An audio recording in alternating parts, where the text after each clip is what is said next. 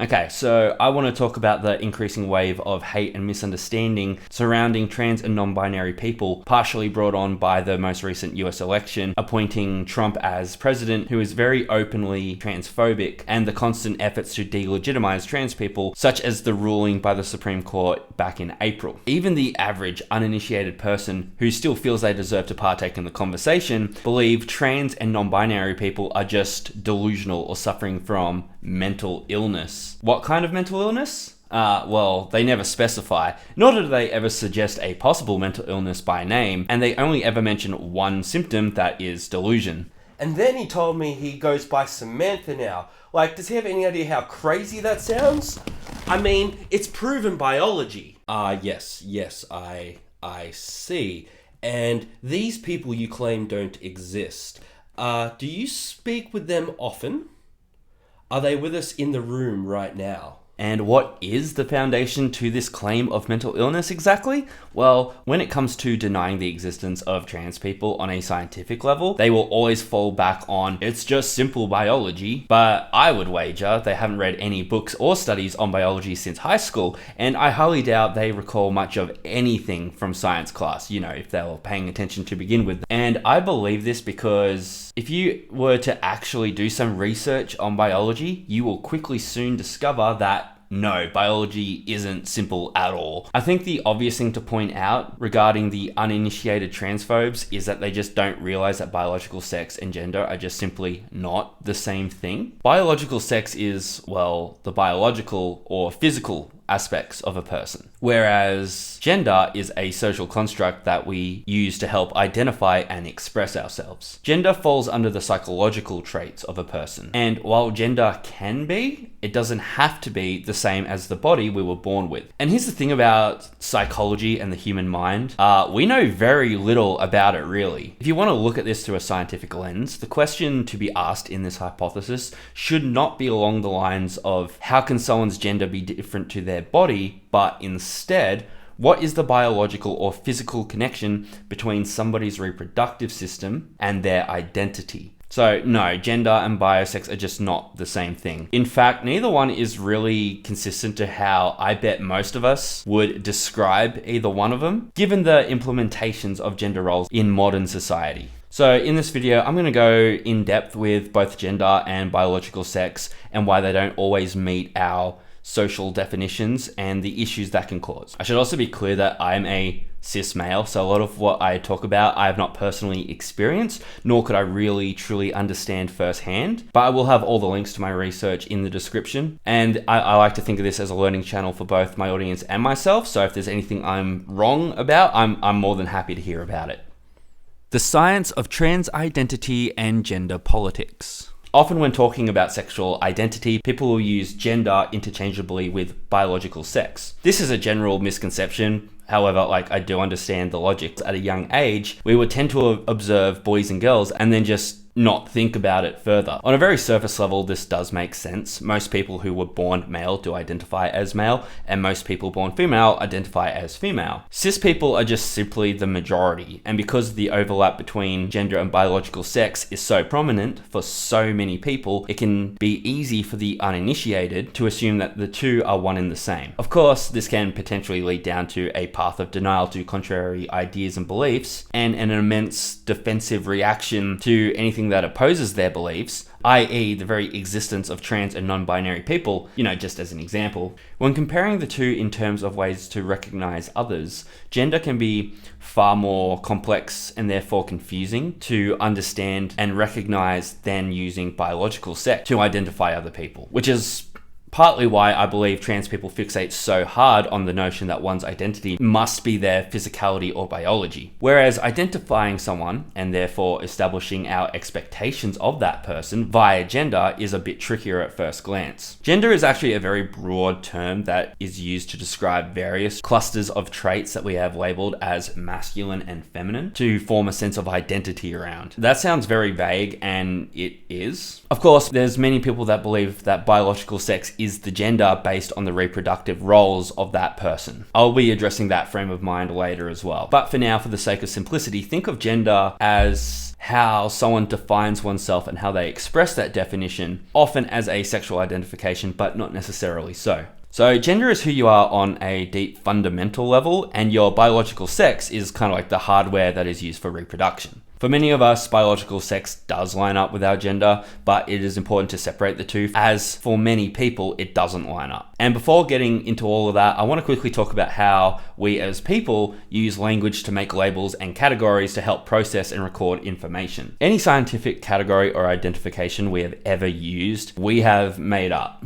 And what I mean is we invented the term gender, for example, as a way to help categorize the information that defines and surrounds it. To better understand the point I'm trying to get at is, take the chimpanzee, for example. Well, at first glance, it clearly seems to be a monkey. However, as we learnt more about their behaviors, diets, and DNA, we learned that they are more related to us than to monkeys. As we learnt more about them, the term chimpanzee broadened its definition. As our knowledge grew, so too did the definition of chimpanzee. However, the chimpanzee, to us anyway, always existed how it was. We just got the definition wrong initially. Another example is Pluto. Pluto was defined and categorized as a planet until it wasn't in 2006. Pluto didn't just magically change overnight and not be a planet anymore. The more we learned about planets, the more we had to redefine what a planet was. Pluto didn't change, but we did. Words evolve new meanings all the time.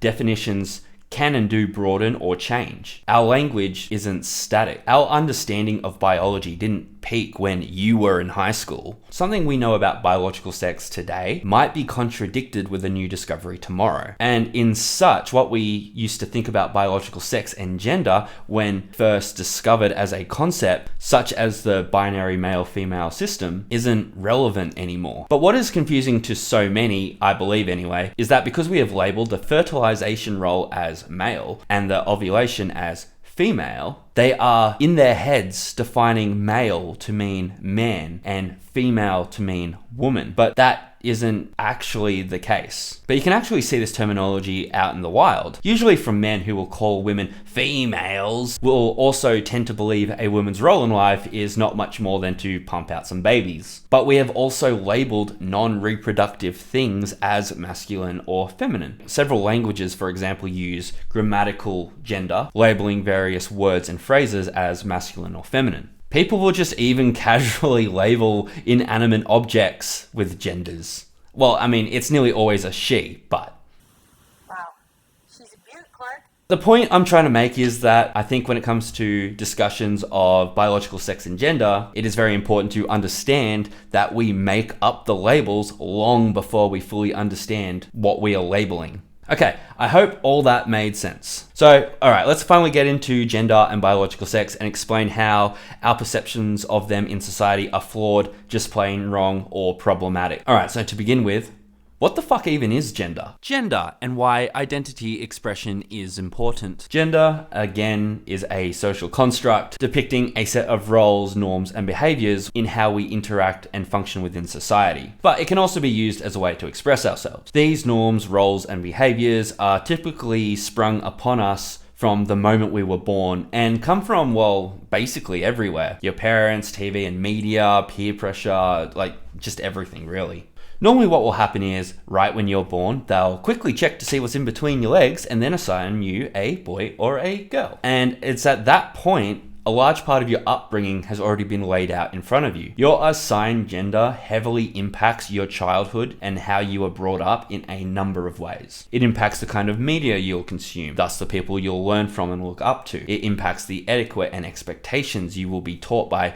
teachers and parents and other like adult authority figures. Your assigned gender will even impact your social groups and who you hang out and grow up with. You know, like how in like primary school, the girls would typically sit and hang out with each other and not the boys would also typically just hang out and sit with each other and not the girls. And that's because girls had cooties and it's fucking disgusting. Yuck. The problem is being directed to behave in specific ways that feel unnatural or uncomfortable to how we identify can cause adverse effects. It doesn't take a psychology degree to understand that being forced to conform to a role you are very uncomfortable with for a prolonged amount of time can put a real strain on your mental health. Like wanting to follow a different career path than the one your strict parents have laid out for you, or being brought up in a very religious family when you don't share the same faith or ideals. An example of comedy identity suppression with adverse effects that we can observe is with homosexuality. It wasn't that long ago that hiding your sexuality and by extension suppressing a big part of your own identity was necessary for many people to survive day to day in a society that heavily frowns upon, ostracizes, and even chastises, certain people just for existing in a way they had no control over. People had to hide who they were just to get by. Being gay could ruin opportunities that allowed success. This is why many celebrities didn't come out until late in their careers, like Elton John, Sir Ian McKellen, and Jodie Foster, to name a few. Many of these celebrities were discouraged from coming out by their friends and family. Like, the people who cared about them the most were the ones who were encouraging them to hide their identities from the public because it was a better alternative to get by. And yes, Hollywood is disgusting in every conceivable way imaginable, but this occurs in all fields and workspaces.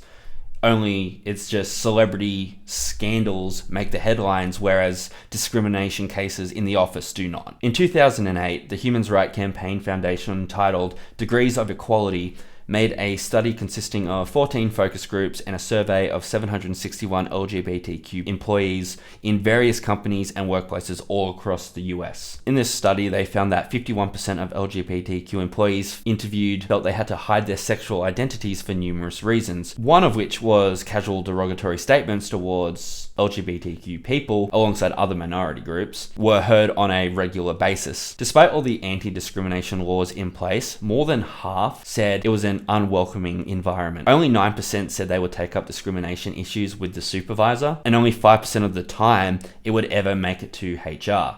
And HR is not your friend anyway. They would also proclaim they would have to tiptoe when certain conversations about personal life came up amongst co-workers, such as romantic partners and spouses and sexual lifestyles and whatnot. The obvious social suspicious behavior would then cause a strain on the relationship between the employees, and this was noted as a very frequent experience. They said at minimum it was a weekly occurrence. That sounds a lot like when I try to socialize. But having to hide things about yourself and being careful whenever conversations about personal and love lives come up, which is all the bloody time, is exhausting, especially knowing you will see and have to try and work with these people nearly every day. Having some social anxieties myself, I understand what it is like to always be overthinking about what to say in any given conversation that may or may not pop up, and then having to deal with the awkwardness after being weird during what should have been a very simple conversation. And yeah, it's awful having to try again and again with the same people day after day. The LGBTQ employees who were open said their sexual identity overshadowed their performance and it made other workers uncomfortable. And open or not, 1 in 5 LGBTQ employees felt a need to relocate and find work elsewhere within the first 12 months of employment. And yes, I am aware that a 761 person survey and 14 focus groups isn't the most intensive study,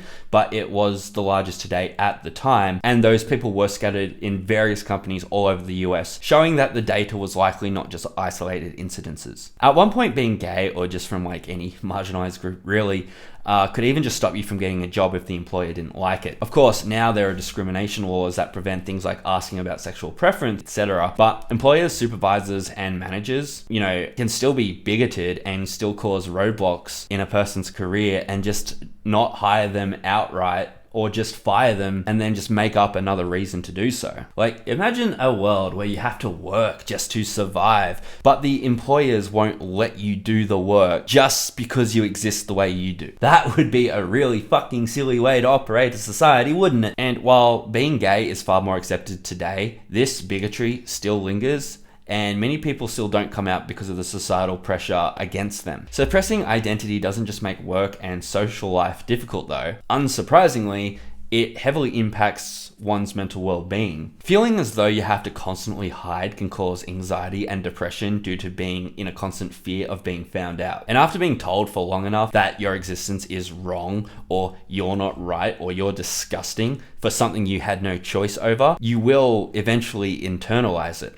You will eventually just feel like shit just for being yourself. A constant or a heightened state of anxiety has been well known to manifest into many physical health issues, and say being pressured into roles and behaviors that just aren't you due to societal expectations are bound to create high levels of stress and anxiety due to internal conflicts, having to keep up a facade, fears of being found out or rejected, and a feeling of isolation and loneliness. This combination often leads to bigger mental health issues, such as mental disassociation and identity crisis. And it's quite common for people who are going through this level of stress turn to substance abuse and even self-harm. I want to make this point very clear. Mental health issues occur from identity suppression and oppression, not because of how that person identifies to begin with. And I haven't even gotten to gay conversion therapy, which actually is known as aversion therapy, and was utilized amongst all kinds of people from the LGBTQ banner, not just homosexuals, including children, by the way. This was actually common practice in the UK between the 40s and 70s. Homosexuality was actually illegal in the UK until 1967, and remained classed as a mental disorder until 1992, which was in my lifetime, which is pretty fucked up to think about. Methods of aversion therapy included attempting to associate pain with the gay by stimulating the victim, patient, with sexualized images or texts, and then administrating an electric shock or inducing sickness via drugs. Yeah, that'll learn 'em. Patients later reported feeling emotionally harmed by the experiences while also not being gay anymore. Go fucking figure. Other reports of LGBTQ people undergoing aversion therapy at some point in their lives reported significantly higher rates of poor mental health, suicidal thoughts, and PTSD. In the US, aversion therapy is still legal and even being practiced, albeit to a much lesser extent. In the UK, while not being medically practiced, it is also still legal. And I say medically practiced as aversion therapy can come in many forms, such as peer/family coercion and interventions and stuff like that. In Australia, it remains legal in Western Australia and Tasmania. This shows why imposing gender, and more specifically gender roles, early on in life is potentially quite dangerous. Sure, for most of us it's fine. You know, if you ignore all the psychological damages from emotional bottling to make for more efficient workers, or being heavily pressured to risk your life and give up autonomy to pump out babies, and emotionally and physically support a spouse who is very angry all the time because he is an emotionally suppressed workhorse. But for some people, the roles they were given at birth based on their genitals don't correlate with how they feel, what they yearn for, or desire to achieve. Not to mention all the confusion and stress prior to figuring out their identity at all. Many people who are trans and non-binary can suffer from gender dysphoria. Now, I've never felt uncomfortable with my identity or gender, so this is kind of hard for me to comprehend, let alone explain, but I will do the best based on the research I have done. Gender dysphoria is an identity disorder in which your identity and your body just aren't correlating. This can lead to the same issues as what I listed when I was talking about suppressing homosexuality, i.e. anxiety, stress, depression, as well as other issues such as disassociation and a potentially severe discomfort both mentally and physically, as various parts of the body can just feel wrong with a strong desire to remove them. Once again, I can't actually know what this is like to experience, but the closest thing that I could think of that might be similar, maybe, is when I get overstimulated, I can be hypersensitive to certain touches, and like on occasion I can feel like my toes like against each other, and it's so like awful. I have to actually like pull them apart or put things between them so they're not like rubbing against each other. And like the best way for me to explain it, it's not like that I dislike the feeling exactly. It's more like it just feels wrong and needs to stop right now. Like, that's the best way I can put it. So I imagine that gender dysphoria might feel similar, but like more internal and out of reach. But like, again, really, I don't know. Now, this disorder, gender dysphoria, generally goes away, funnily enough, when the person suffering from it transitions and/or identifies and starts expressing themselves how they desire to. This is what I don't get. A common transphobe's belief is that being trans is a mental disorder or a delusion. And if there's any of them watching, I really want to know, like, why do you think that is the case? What do you really know about biology and neuroscience? Have you ever sat down and spoken to someone who is actually delusional? And for that matter, have you ever sat down and had a conversation with a trans person? Gender dysphoria is an official disorder included in the Diagnostic and Statistical Manual of Mental Disorders. Trans identity is not. The fact is, transitioning can literally cure the official, real mental illness, gender dysphoria. Just like homosexuality had been, and still is to a much lesser degree, being trans or non-binary is heavily ostracized in society. Coming out as trans means people may assume you're just mentally unwell. When compared to cis people, it also means a higher chance of receiving physical abuse or be the victim of sexual violence, or less likely to get work, or more likely to be impoverished, less likely to be taken seriously as a victim. And due to all of this, is more likely to suffer actual real mental illnesses. And all of that because people are afraid of what they don't understand and will actively beat down people and their lifestyles and then pat themselves on the back for just knowing better instead of admitting to themselves that they might just be wrong about something. Anyways, moving on. Gender is not physical. It is not tangible. It is wanting to express oneself in ways we have already labeled as masculine or feminine. And those labels aren't set in stone either. Like wearing makeup, dresses, and high heels have all been predominantly done by men at some point in history. In the early 20th century, the color pink was seen more commonly on men and the color blue seen more commonly on women. And personality traits aren't defined by gender either. Women are claimed to be kinder, more compassionate, and have better parental skills as men, for example. And that's just not true. More roles of parenthood and housekeeping are just more often than not pushed onto the mother with less effort done by the father. And as a result, she would just get better at parenting by just simply having more experience. And men would probably be much kinder and more compassionate if they weren't taught to ignore their feelings and simply toughen up, and instead taught how to process and express their emotions in healthier ways. All masculine and feminine personality traits can be taught and learnt by just about anyone. And behaviors and fashion senses considered masculine or feminine are determined by whatever is culturally accepted at the time. If you are doubting that gender isn't really a part of biological sex, think of it this way.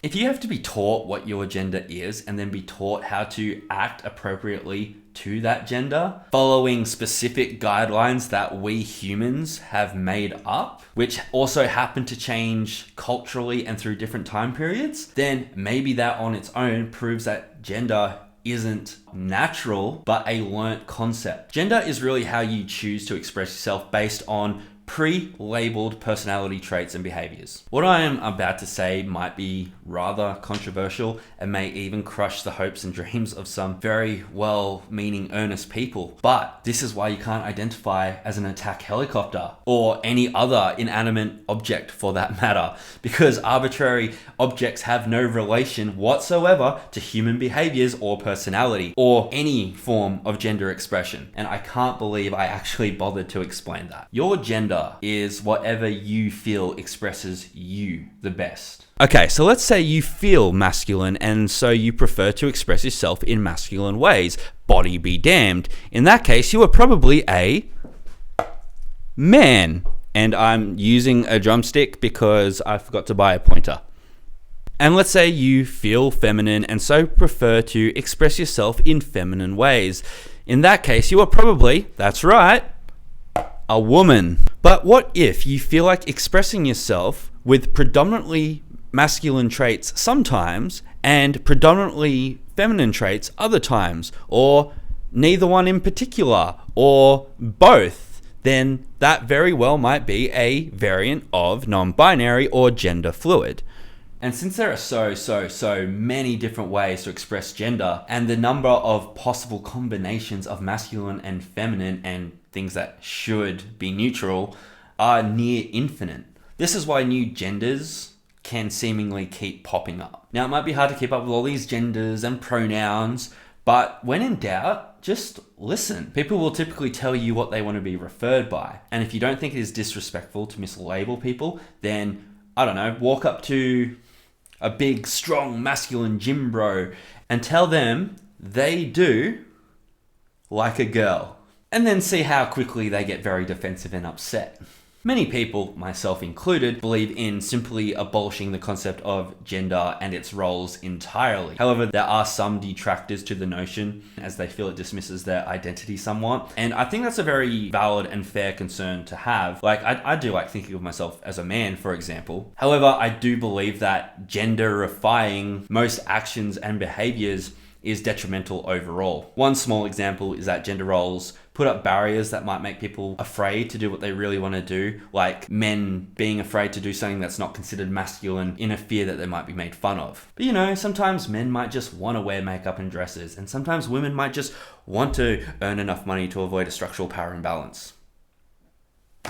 Here in Australia, we don't have to assign a gender on a birth certificate for up to 80 days after birth to allow for potential changes for physical development in intersex children to take place. I'll get into the whole intersex thing a bit later. But while this doesn't help in abolishing gender roles per se, we do have the ability to change our gender on our own birth certificates and driver's license at any point without even the need of a referral from a doctor. Gender affirming surgeries are available for under 18-year-olds with parents' permission and / or a court order. And fingers crossed it stays this way, because considering everything else that is going on in the West right now. As a comparison, in the US, in only less than half the country, you are able to change your gender on your driver's license, but not to non-binary or other, but X. And only 16 states allow change of gender on birth certificates. Oh, but no gender affirming surgeries, barring just a few states, as a wave of trans hate rolled in with Trump's presidential win in 2024. And in the UK, you could change your gender legally. However, you must be diagnosed with gender dysphoria or another similar disorder. You must be over 18, and you can never legally change it again. Oh, but what was the other developments that occurred in the UK recently regarding gender identity? Oh yeah, on April 16th, 2025, the UK Supreme Court ruled that transgendered women will not legally be recognised as women, regardless if they have gone through the legal process of changing their gender and even have a gender recognition certificate, which for some reason are still legally valid. This ruling by the Supreme Court came about when a Scottish anti-trans women's group, For Women Scotland, or FWS, got upset when the Scottish law from 2018 included trans women when stating a 50% women representation in its mandate. FWS then took the Scottish government to court, but was struck down in 2022. But this was then appealed to the Supreme Court, which is what led to the ruling in the first place, which, might I add, was made without the testimony of a single trans person. The campaign rallied against trans people, which influenced the ruling, was heavily supported by F***head, who funded FWS with £70,000, or in Aussie terms, $143,530 dues. And here's their tweet they made, reveling in their victory in their ongoing battle to erase a small marginalized group of people. Head is a trans-exclusive radical feminist, or a TERF for short, and has been very notorious in their constant slander and hate speech towards trans people, more specifically trans women. See, as feminists, they believe that trans women simply cannot be women due to them being born with a penis, and therefore must actually be men. Men who are infiltrating women's spaces for nefarious reasons. TERFs, alongside the rest of the transphobes, believe that gender is purely biological, and that your roles are determined at birth. But this doesn't make any sense if you stop to think about it. How is gender intrinsically linked to your genitals? Well, let's have a good hard look and see if we can find an answer, shall we?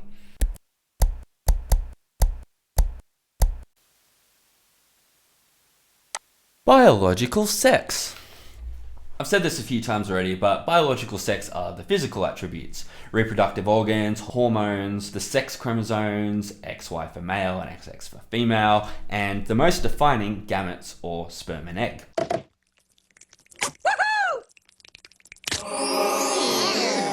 Did you have to be so graphic? So first want to ask, what does it mean to be, say, born a woman? Which physical attribute makes that definitively true? Is it the female reproductive organs, the XX chromosomes, the appropriate levels of estrogen and testosterone? When it comes to proclaiming or accusing someone as a biological woman, what does that mean exactly? Do all the physical attributes have to line up perfectly, or can there be some leeway? And if so, where is the precise line between being a woman and not being a woman? One issue when defining someone's identity around these measures is that it isn't always consistent. If we defined a male purely based on physical attributes like the reproductive organs, hormones, and chromosomes, then those must be consistent and definitive across the board, right? And spoilers, it's not. And this is most apparent if we just stop focusing on ourselves for a damn moment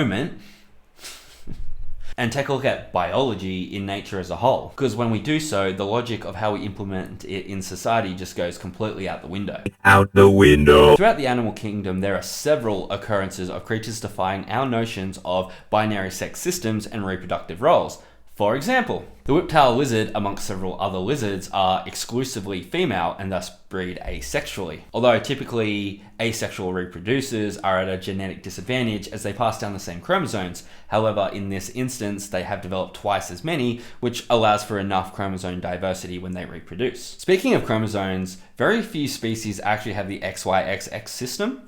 Moths use a ZOZZ system, and only females pass down the chromosomes. Grasshoppers have an XX and an XO system. Birds have a ZW and ZZ system. Bees and ants' genders aren't even determined by chromosomes, but a gene called the complementary sex gene. These are just a few examples, and each one of them operates and determines the gender in offspring in different ways. Even the XYXX chromosomes aren't the only possible combinations of chromosomes humans can have, but more on that later. Gender isn't also determined just by chromosomes and genes passed down, but can also be determined by environmental factors. Many species of lizard, as well as turtles and crocodiles, the gender is fascinatingly determined by the temperature while waiting to hatch in the egg. Some animals can change their gender after being born. Several species of fish can completely change gender on a whim. Clownfish are always born males and can change gender later, as do ribbon eels and black porgy. Potter's anglerfish are always born female, as are the black sea bass and cobundi, but they will change into males when they reach a certain age and size. Female humphead wrasses can change to male, but not the other way around, and female lyre-tail antheas will turn into males in the absence of males. Fish such as hawkfish, chalk bass, and broad-barred goby can and will just change genders whenever they want, sometimes multiple times a day. The cuttlefish does this too. Males will even partly change to females to avoid confronting other competitive males while approaching a female to mate with. And male seahorses take on a typically viewed female role when it comes to reproduction. After fertilization, the female will leave her eggs inside of him as a kind of pregnancy. When the eggs hatch, he will then birth them out. And no, it's not just fish. Male bearded dragons have been observed to change gender while still in the egg. They are born still genetically male. However, they can indeed take up the reproductive roles of females. And there are mammals that even defy our preconceived notions of biological sex. Female spotted hyenas don't change their gender or reproductive role, but they do have a dick and balls. Well, it's more of a scrotal sac than balls, and this is a result from them increasing their androgen levels so they could be more ferocious while competing for food to meet their nutritional demands while pregnant. The penis is completely functional in all ways except for intercourse. It will even go erect to assert dominance, which is kind of ironic given how transphobes tend to react to the idea of a woman with a penis. And female European moles have gonads, which are comprised of both ovarian and testicular tissue. Yeah, some pretty cool fun facts, right? Well, I mean, I thought they were interesting. And as such, it does show there is a large range of possibilities regarding biological sex in nature. But let's actually look at the human body. What features are considered male and female and why? Well, the ones I listed earlier reproductive organs, hormones, and chromosomes sound like the most obvious for identifying a male and a female. But as the existence of intersex people has shown, and I'll explain intersex more in a little bit, there are people who are born with different combinations of chromosomes or different balances of hormones, or people can be born with non-functioning reproductive organs. And in the case of some biological women, parts of their reproductive organs are just missing entirely. So all these physical attributes can actually be quite inconsistent and vary quite a bit while retaining the rest of the biological aspects of that preconceived gender. So that brings me back to the question, what features are considered male and female and why? Well, the why is easy because we idealize specific features on the body based off our own biases. Men are supposed to be bigger and stronger, broader shoulders, deeper voices. Women are supposed to be smaller and daintier. It sounds like they are actively encouraged by society to be more physically vulnerable by the sounds of it. But why?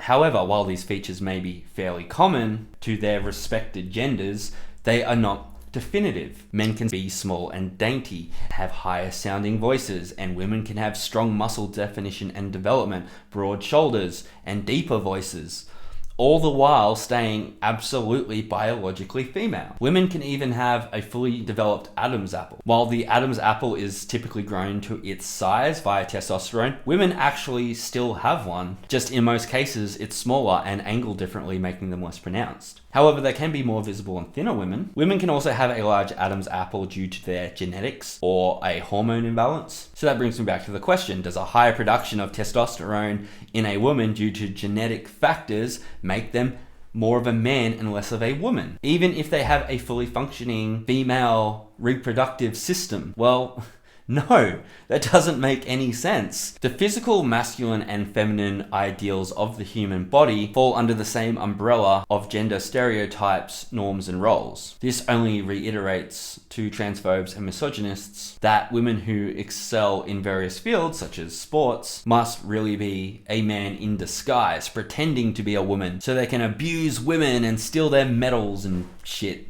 But I'll be talking about that in a bit too. And while everything I listed is just a few examples, hopefully I have explained how biological sex is actually a vast system with many different possibilities when it comes to chromosomes, mating roles and habits, and even reproductive organs and overall physicality. But so what? At the end of the day, this all boils down to reproductive roles, which we do indeed call male and female. And regardless of methodology or chromosomes, male is the fertilization and female the egg, right? But I don't understand that logic either. If we are to associate our identity strictly as our role in procreation, then that assumes the only factor that truly matters as an individual is if we pass on our genes or not. Biological sex is used to identify reproductive roles, but that's really about it. If your identity revolves around breeding, well, whatever, good for you. But for a large percentage of people, their identities go far beyond just contributing to the species, especially those who can't or choose not to have kids. But then there are those people out there that says, evolutionary speaking, everything we do compels us to pass our genes on generation after generation, which also isn't true at all, by the way. And actually, as it turns out, there's an evolutionary advantage in not having kids. In 1964, evolution biologist William Hamilton published 2 papers titled The Genetic Evolution of Social Behavior 1 and 2 respectively. In these, he proposed the idea of kin selection, in which an individual animal or creature would focus their time and energy in helping the upbringing of a relative's offspring rather than their own, as it is their genes still being passed down, just not directly. More resources would mean a better quality upbringing and would give the child a better chance to thrive later on in life and have a higher chance of have offspring of its own. This concept revolutionized the idea of evolutionary success. Kin selection has been observed in social insects like ants and bees,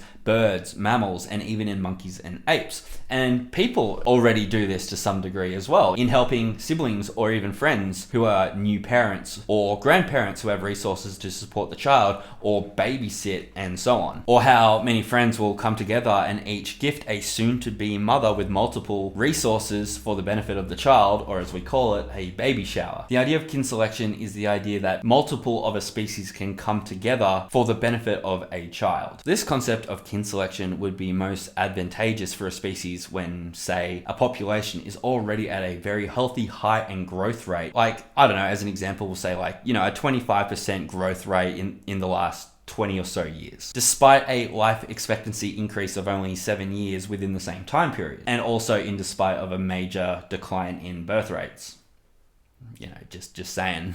But I am not saying that if you don't want kids, you shouldn't still invest a large chunk of your time and energy and resources to help raise your sibling's child or anything like that. I am, however, making the point that not having children doesn't really mean a goddamn thing to one's value, and revolving one's identity around it just doesn't make any sense and is kind of gross. If a person changes their body through surgery or hormonal replacement therapy, or HRT as I will be calling it from here on out, then they are different, right? If someone was born a man and went through immense physical change and became indistinguishable from a woman physically, how could you still define them as a man? Because they can't get pregnant or ovulate? If you answered yes to that last question, is that how you view everyone? Even non-trans people who just can't have kids regardless of their identity? Do you really think that somebody's value as a human is defined whether they have children or not? And is that how you think people should look at you? Like you being a failure if you don't have kids or something like that? And after looking at how all the physical attributes in sex vary in nature in such a wide range or spectrum, if you will,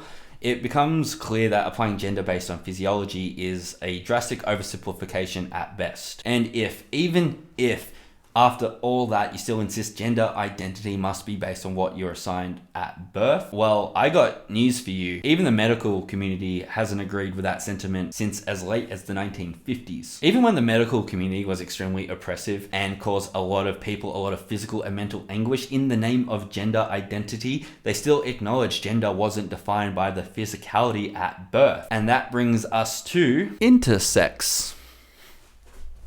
Intersex, as I briefly touched on earlier, is an umbrella term for people who are either born with or develop later a variation of reproductive organs, genitals, or chromosomes or hormone imbalances that don't fit into the male-female binary. This is a pretty broad definition, all things considered, and many can't even agree what variances should be categorized under intersex. So intersex can't really be considered its own individual thing, but a name for a large spectrum of possible variances in biological sex. In fact, lumping all intersex under one banner is kind of misleading, can lead to many misconceptions of intersex people, and is, well, dehumanizing. However, on its own, it certainly can cause gender dysphoria, cause difficulty in identifying and diagnosing medical issues later on in life. And just to be clear, intersex doesn't necessarily mean the individual identifies as trans or non-binary or vice versa. Some intersex trans people can actually struggle to transition with HRT through genetic hormone imbalances. A lot of intersex people don't even find out until later on in life, as many sex differences can be invisible to us, such as chromosome and hormone imbalances.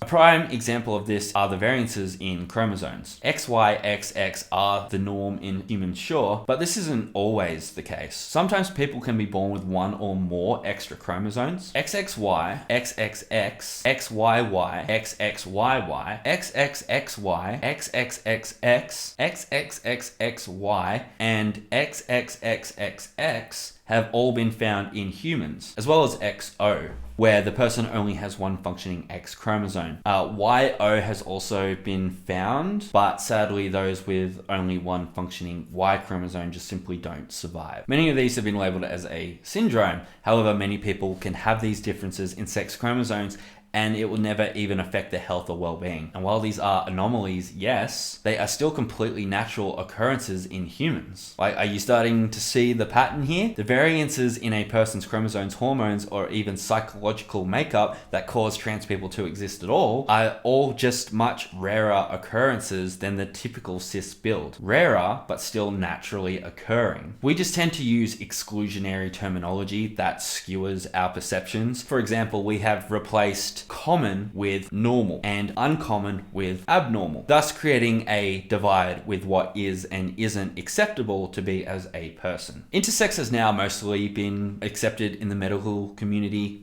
as a normal, albeit rare, way a person can just be. But it wasn't even that long ago that intersex was considered a disorder. A disorder medical professions believe needed to be fixed. The following information comes from an article who was quoting Sandra Eder, Associate Professor at the University of California, Director of the Center of Science, Technology, Medicine and Society, or CSTMS, and author of the book How the Clinic Made Gender, the medical history of a transformative idea, in which she explores the history of our modern ideas of gender and how they were brought about by the vile medical practices against intersex people in the US during the 50s. Yes, just as recent as the 1950s, they would deem any intersex variants as a medical condition that would then need to be fixed through surgery, or in layman's terms, forcing surgery on young children and infants to make them fit into a binary role of male or female, forced gender reassignment surgery.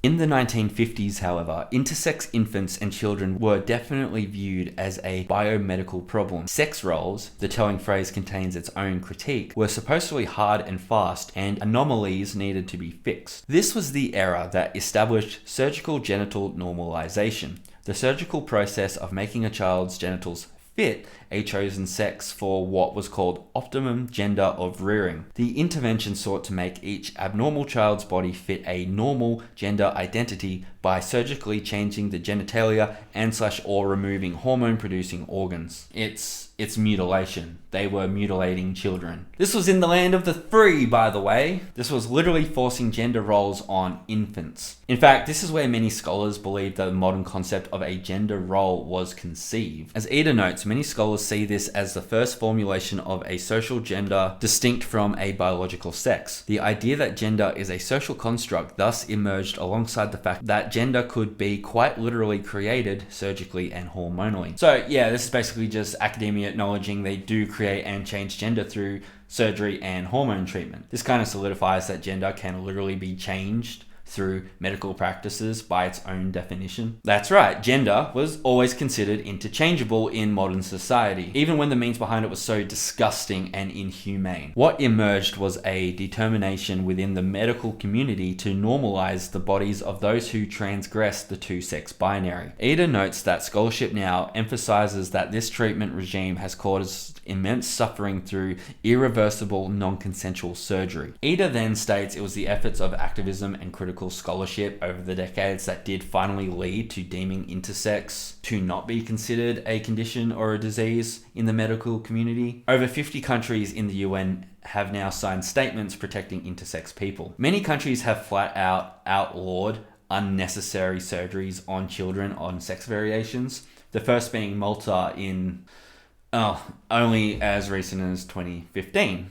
But hey, it is a start, and many countries did follow suit soon after, such as the US. Oh, no, wait, no, it says here, no, they've been banning gender-affirming surgeries, but not surgeries on intersex children. Well, that's not entirely true. Georgia, Kentucky, South Carolina, and that's it, have state laws against it. But yeah, the other 47 states, non-consensual genital surgery on minors is legal, while the consensual gender-affirming surgery is already banned in more than half the country. So yeah, in the West, overall, it's not looking great for trans people right now. Society is trying to deem trans people non-existent, but at the same time, they will weaponize trans via allegations to attack and devalue cis women for their accomplishments. TERFs will claim they are a feminist movement, but they can't seem to fathom an exceptional woman believing that their gender prevents them from achieving greatness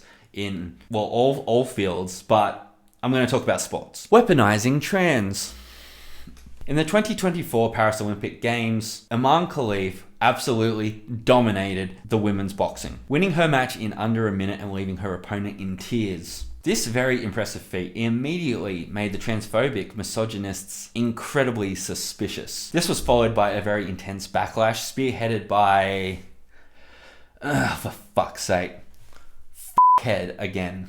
Who quickly jumped on Twitter to express their absolute garbage take. Watch this, then explain why you're okay with a man beating a woman in public for your entertainment. This isn't sport. From the bullying cheat in red all the way up to the organizers who allowed this to happen. This is men reveling in their power over women. I'm going to explain this train of thought in a minute, but let's continue with Iman Khalif's story. This tweet got a lot of attention and many just jumped on the "she's a man" bandwagon without looking into it, because why would they? Iman Khalif and fellow boxer Lin Yu Ting were both under scrutiny and trans allegations going all the way back to the year prior, where they were both accused to be posing as women and disqualified from the World Championships in New Delhi 2023. Supposedly they were tested by the International Boxing Association, or IBA, and the two boxers were found to have the XY chromosomes. However, the International Olympics Committee found the IBA were full of shit. According to the IBA, minutes available on their website, this decision was initially taken solely by the IBA Secretary General and CEO. The current aggression against these two athletes is based entirely on this arbitrary decision, which was taken without any proper procedure, especially considering that these athletes have been competing in top-level competition for many years. After the backlash of the 2024 Olympic Games, the IBA stood by their beliefs against the two female boxers.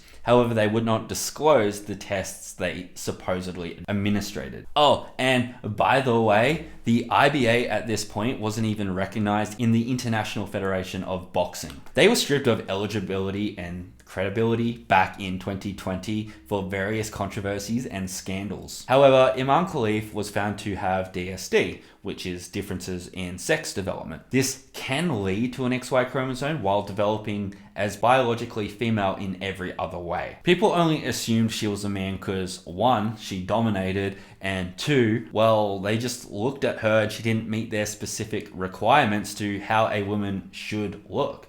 And so they leaped to the conclusion that she was a man without any evidence whatsoever. Even though it is illegal to be trans in her country, but just ignore that little fact. Now let's rewind a bit back to that tweet and actually break down why TERFs think this way. They believe that abusive men can and will do whatever is necessary to abuse women or steal away their accomplishments or what have you. They've become so lost in the stereotypical ideals of how men and women should look that they can't even tell the difference just by looking at the person. Their belief system won't allow them to identify what is right in front of them. I believe they are standing up against abuse towards women. I do. But the approach feels more like they desire to find a tangible event or person they can point to and villainize and blame and punish, rather than seek out the issues that lead people to become abusive in the first place and try to prevent abuse in the future. Abusive men will, most of the time, will abuse the people close to them, like their partners and such. They don't undergo months or years of HRT and/or surgeries to knock out a woman in a boxing ring or a public bathroom for that matter. And I will fucking touch on that in a minute, don't you worry. But the idea that only a man could be this good at boxing really shows just how little TERFs actually think of women. Can they simply not perceive that a woman could actually accomplish such a victory? No, only men can be that good. This story mirrors that of Serena Williams, the tennis legend regarded as one of the greatest players of all time. National champion at 14, incredible win-loss ratio. She has only lost in the Australian Open 3 times since 1997. She was so good, many people just assumed she must be a man. People would try to point to her strong physique as proof. And that really showcases the issue when it comes to identifying someone's gender or sex. They just simply don't know what a woman fucking looks like. These kind of bigots and misogynists think that a woman has to look a very specific kind of way, enforcing a certain expectation or gender role, if you will. It is also incredibly undermining. Serena Williams was extremely talented, yes, but she also worked her ass off, training her whole life to get to where she was. And that goes for Iman Khalif as well. She wasn't always as dominant as she was during the Paris Olympics. In fact, in her early years of boxing, she actually lost more often than not, and even finished last place in her first 2 championships. But she kept at it and got stronger and became as good as she was because of her efforts and hard work. As soon as she started to reach the top of that ladder, boom, trans allegations. The misidentification of cis women is usually brought about only when that woman starts to defy the expected roles, norms, behaviors bestowed upon her. Women of color are particularly targeted with false trans allegations, and this is primarily due to not fitting in with the white Eurocentric beauty standards that are so heavily imbued in Western society. Because these standards that define beauty are so specific in what's considered attractive or not, we are conditioned to believe that women are supposed to have certain features and shapes in both facial structure and overall build and style. Men too obviously have beauty standards imposed on them as well. However, it is more expected and socially demanding and more so required for a woman to be very attractive. And these very white and mostly artificial beauty standards are so specific, it is very hard for most people to conform to them, if at all. Without a lot of work put in, women of color are just simply going to have a harder time meeting these expectations. Now, personally, beauty standards is something that legitimately makes me really angry as a concept. Partly because I don't understand it, as I don't always agree what is considered definitively attractive under these standards. And I think the artificiality of it all is kind of demeaning and off-putting. Just my opinion, feel free to disagree. And I'm not saying anyone should or shouldn't look or express themselves however they wish. Not at all. We all have our own preferences. And this video is all about identity expression after all. I'm also disinterested in conventional beauty as a concept at all, and how it affects people on a psychological level. I could not care less about how people think I look, well, most of the time anyway. But I have seen people in real life work so hard to fit into these beauty standards, not because they actually want to, but because they feel they have to, so they can get opportunities, basic respect, and recognition they otherwise would not. And I think by imposing these standards onto people, it raises the expectations of someone's appearance to, for a lot of people, unnatural or even unattainable standards, which gives us the belief that anything below great is unacceptable. And this develops into a very narrow-minded view of what we consider attractive. People can look in so many different ways, shapes and sizes, and I think as a society we have forgotten to recognize, let alone appreciate, the natural beauty of the human face and body, and mostly just fixate on the artificial side of it. That's all just my opinion though, and I was trying to be as broad as possible, and if you disagree, hey, that's cool too. And I do stand by that everyone should look or express themselves however they wish. My point is, I think the concept of conventional beauty standards itself is toxic and heavily limits our view of what we find attractive as a result. To help explain what I mean, say, if you find women attractive, you should find most women attractive, right? If you only find a particular style or look attractive, then maybe you're not attracted to women, but just a very particular style or look. I don't know.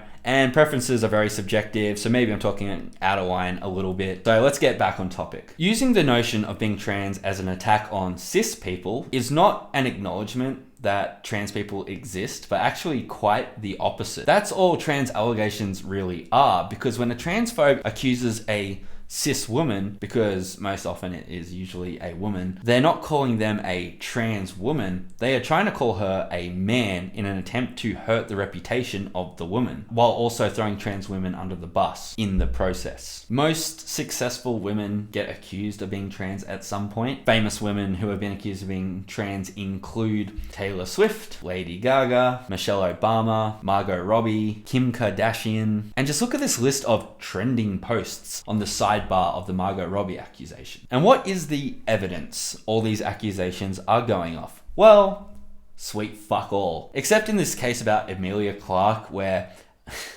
an AI image of Emilia Clarke, yes, an AI image, which is a fake, fictitious image created by AI, might have depicted Emilia Clarke in a way that suggests a bulge. Yes, that is the fucking evidence for this accusation. I fucking swear to God. Yes, this is what constitutes as evidence nowadays.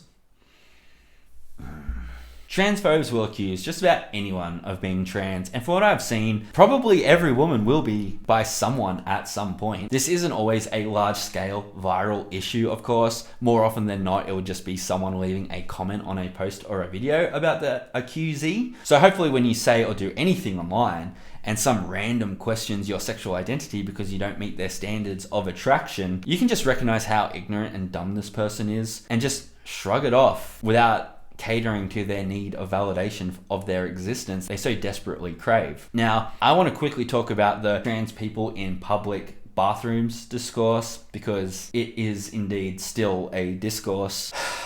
A big contention to transphobes is allowing trans people, but in particular trans women, into public bathrooms due to fear of predatory men pretending to be women to enter a woman's private space to, well, assault her. But let's be real here. If a dangerous man wanted to assault a woman in a public bathroom, he would just walk in and do it, not spend months to years undergoing HRT or surgeries. In fact, I couldn't find a single incident of a trans person assaulting a cis person in a public bathroom or other similar public space. And it seems no one else could either. Groups such as Transgender Law Center, the Human Rights Campaign, and the American Civil Liberties Union have not ever found a case of this happening. Even out of all those in favor of the various bills being passed in the US that prevents trans people from entering their preferred shitter, not one advocator or legal representative has provided any evidence to any attack performed by a trans person in a public bathroom.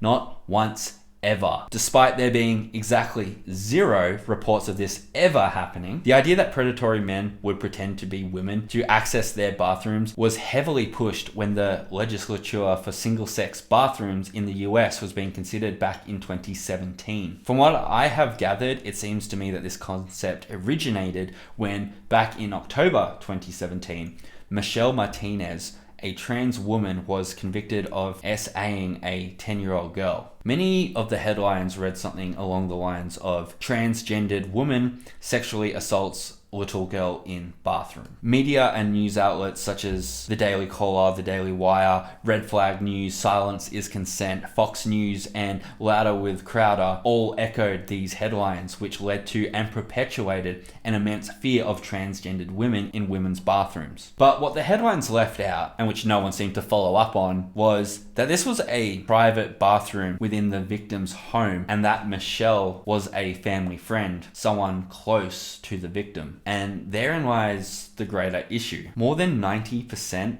of sexual abuse cases are done by people who know the victim, not by strangers in a public bathroom. And by pointing the finger at trans women as though they are the problem is so fucking disgusting and disingenuous. Like, people are just looking for excuses to hate trans people. Like how the right were all trying to pin Charlie Kirk's shooter as a trans person. But yes, statistically speaking, you are completely safe from an attack by a trans stranger in the bathroom. In fact, studies have shown it is the opposite that is true. And what I mean is, it is trans people who will typically be more likely to be harassed or assaulted when using a public bathroom. Williams Institute School of Law published a study back in February 2025 to coincide with other major studies from 2022 and 2015, which shown trans people will more often than not receive some level of verbal abuse and on occasion physical and sexual abuse in public bathrooms, while also being denied access just because they are trans. This would occur whether they were using the bathroom of their gender or the bathroom of the gender they were assigned with at birth. So it really didn't matter which bathroom they would use. According to the study, being attacked physically or verbally when needing to piss on a consistent basis had caused many trans people to have to try and take measures to avoid having to use public bathrooms altogether, such as not eating or drinking, which resulted in actual fucking kidney problems for many. Others found their careers or educations would get affected in negative ways due to being denied access so often,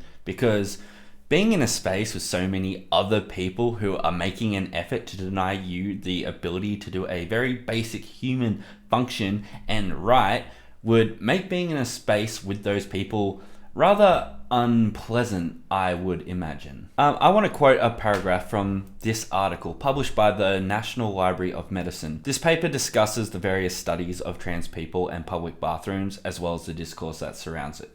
If we assume that the absence of laws or measures that forbid access for trans women to women's restrooms is in any way an incentive for sexual predators to pretend to be trans women to access their victims in those places, then we should face such cases on a daily basis, considering that most countries or states around the world do not actually have laws or measures that explicitly prohibit transgender women from accessing women's restrooms. But where do we go from here? Why are there so many transphobic people, and why don't they just look at the very biology they claim proves trans people aren't really who they say they are? And why do some actively seek to rid the world of trans people? Ego, denial, and hate. Or if you want something less pretentious, we're all just we crave simplicity, and we also have a desire to know things. That is why we study things like biology to begin with. But the problem is, the moment something clicks in our brain and we reach the logical, satisfying answer we're looking for, we just kind of stop there. To move further is rather tedious. We like knowing things. We like to be able to say, well, biologically, she's a man, because it makes us feel more secure in our own intellect and perceptions. But when we actually look at biology, it turns out to not be so clear-cut or consistent or obvious. It turned out to be more complex and nonsensical than we are prepared for. We don't like not knowing things, so we ignore the complexities. I believe many forms of bigotry stem from the fear of the unknown, where normally the unknown is typically something we as a species pursue, like the depths of the ocean or outer space or any other scientific field for that matter. But when it comes to the unknown in other people, as history has shown, we freak the fuck out and respond with villainization and violence. And this has been carried out towards like every less dominant or marginalized group of people. But why do we fear other groups of people? If I had to guess, it's because we know what we are capable of, and so us can project our own tendencies onto them so that we can dehumanize them, allowing us to justify the very acts of violence we carry out while proclaiming them to be the threat. Think the witch trials in the late 17th century, where men vilified and executed women, proclaiming them as witches, immense threats that needed to be dealt with despite it being the men, the ones enacting the violence through the burnings and the hangings. Perhaps this is brought on by a fear of losing power and control, so when women spoke out, they became witches, evil creatures that threatened the natural order of things. As our species became less superstitious and more sophisticated, so too did our logic. As capitalist society developed in the West, gender roles became ever so important in maintaining that machine. Gender roles have been around in, some shape or form basically forever, and so have been embedded in most societies and organized religions throughout history, leaving its roots in traditional conservative systems that dominate Western society today. Like, men had to be tough and work hard, and to cope with all the responsibility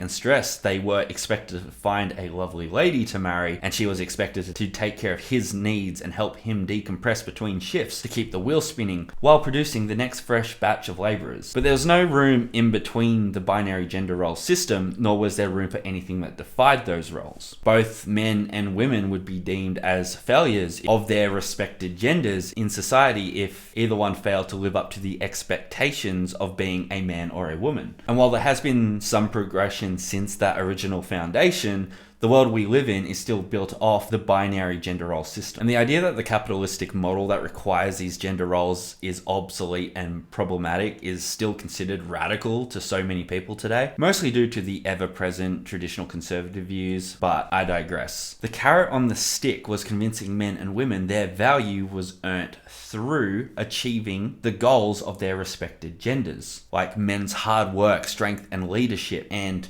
women's wifey materialness and enthusiasm for baby making. But if the gender roles imposed on these people became less cut and dry, or worse yet, completely trivial, then, oh no, society would have to restructure itself. Of course, in modern times, everybody is required to work, 2 to 3 jobs in some cases. If I was a conspiracy theorist, I would point out that it would seem that due to more equality between the sexes causing more women in the workforce, the working class should become exponentially larger, creating less work overall. This should mean less work for everyone overall, which would give the now much larger and much more powerful working class more time to talk to one another, think, feel, and organize with one another. But this might threaten certain people, more towards the top of the social ladder. So as a response, everything has become far more expensive, making all of us much poorer and having to work much, much harder, causing record high levels of financial and work-related stress and exhaustion to prevent us from doing such things. But I'm not a conspiracy theorist, so I'm not saying that's exactly what's happening.